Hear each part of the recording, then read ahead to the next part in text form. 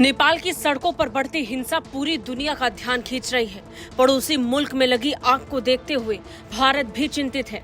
भारत ने पहले ही नेपाल में मौजूद अपने नागरिकों के लिए एडवाइजरी जारी कर दी। भारत सरकार भी लगातार इस पूरे मामले को लेकर बहुत करीब से नजर रखे हुए है। भारतीय विदेश मंत्रालय की तरफ से भी इस पर पहली प्रतिक्रिया आई। अब इंतजार प्रधानमंत्री नरेंद्र मोदी का था, सो वो भी इस पूरे मामले को लेकर चिंतित नजर आ रहे हैं। नेपाल में हिंसा और उपद्रव के बीच प्रधानमंत्री केपी शर्मा ओली, राष्ट्रपति समेत कई नेताओं के घरों को आग लगा दी गई है। उनके इस्तीफे भी सामने आ चुके हैं। अब इन सब के बीच में हालात लगातार बिगड़ रहे हैं। पीएम मोदी ने ऐसे में शांति बनाए रखने की अपील नेपाल की जनता से की है। प्रधानमंत्री मोदी का नेपाल हिंसा पर पहला बयान आया। नेपाल में इस वक्त भारी बवाल के बीच जहां जगह जगह हिंसा, आगजनी की तस्वीरें सामने आ रही हैं, वहीं हिंसक घटनाओं के बीच जेनजी प्रदर्शनकारी लगातार सरकारी इमारतों को आग लगा रहे हैं। इसे देखते हुए प्रधानमंत्री मोदी भी अपनी चिंता जाहिर कर रहे थे। पीएम मोदी ने नेपाल के लोगों से बड़ी अपील की।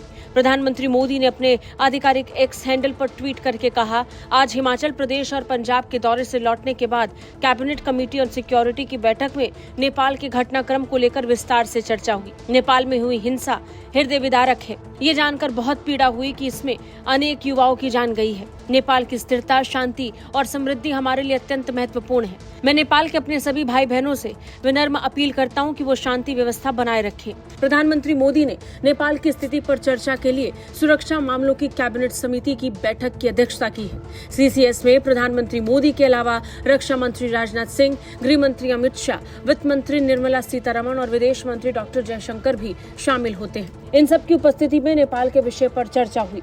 बात अगर नेपाल की करें तो नेपाल में बीते 2 दिन बहुत भयानक रहे।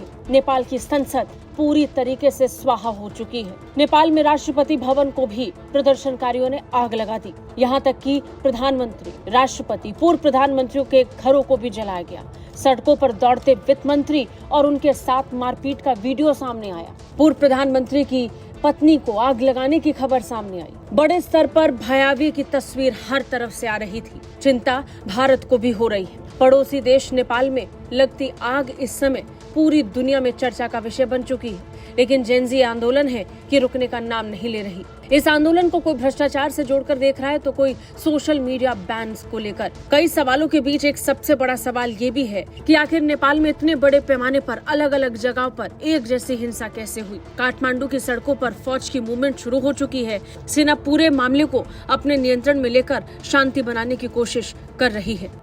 ब्यूरो रिपोर्ट, भारत तक।